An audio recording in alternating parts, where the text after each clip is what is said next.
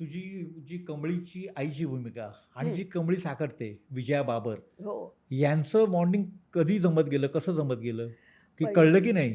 पहिल्या दिवसापासूनच. अच्छा. अगदी, अगदी. कारण हां. विजया आणि मी आम्ही दोघीही अशा आहोत ना, की खूप वेलकमिंग आहोत आणि सतत पॉझिटिव्हिटीला वेलकम करणाऱ्या अशा आहोत.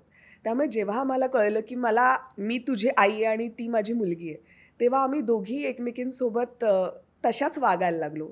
फॉर्च्युनेटली आम्हाला जी रूम दिली होती ती सुद्धा एकाच रूममध्ये आम्ही राहायचो हॉटेलच्या. सो तिथे सुद्धा आमचं हळू एकमेकींसोबत राहिल्यामुळे एकमेकींच्या सवयी जाणून घेतल्या. मला तिचं काय आवडलं, की तिने मला आधीच विचारलं, "ताई अ, अ, अ, उद्या 7:30चा आपला दोघींचा कॉल टाईम आहे.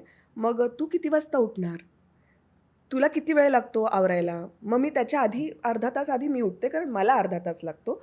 मी त्याच्या आधी उठते, मग त्यानंतर तू उठ आणि मग मी.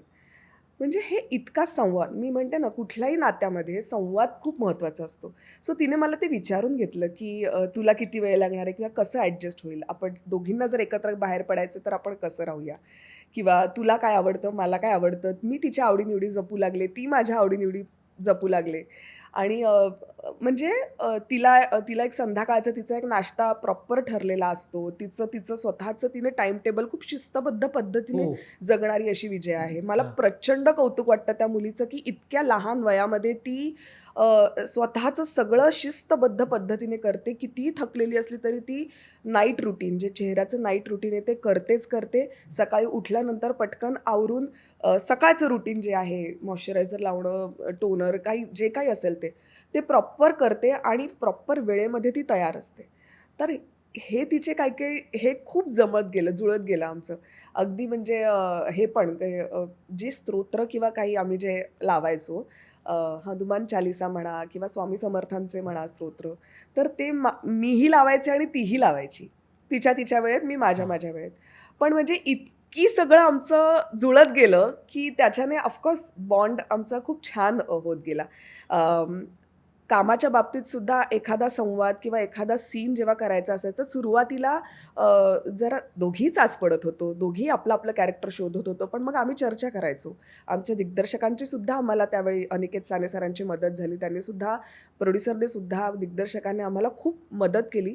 पण त्या व्यतिरिक्त सुद्धा जो बॉन्ड निर्माण झाला आमच्या दोघींचा तो काम करताना, संवादांमधून, लुक्समधून. कधी मी तिला सांगायचे "विजया तू जरा असं करून बघ, बघ त्याच्याने ते आपलं नातं अजून घट्ट वाटेल. तू मला पकड." ती हात लावायला जर हात लावत नसेल, तर हां. "या सीनला तू मला हात लाव किंवा मी तुला घट्ट मिठी मारते. तू अनकम्फर्टेबल तर नाही आहेस ना?" सो मला हेच वाटतं, की कुठल्याही नात्याची की हेच आहे, की संवाद. एकमेकींसोबत बोलल्यानंतर एकमेकींना जाणून घेऊन जर तुम्ही हे केलत ना, तर बॉन्ड खूप छान होतो आणि त्याबाबतीत तुम्ही ओपन राहणं खूप गरजेचं असतं ॲज अन आर्टिस्ट. तुम्ही जर का संकुचित राहिला आणि मी माझं बघणार, मी माझं करणार असं जर का असेल तुमचा स्वभाव, तर जरा अवघड आहे.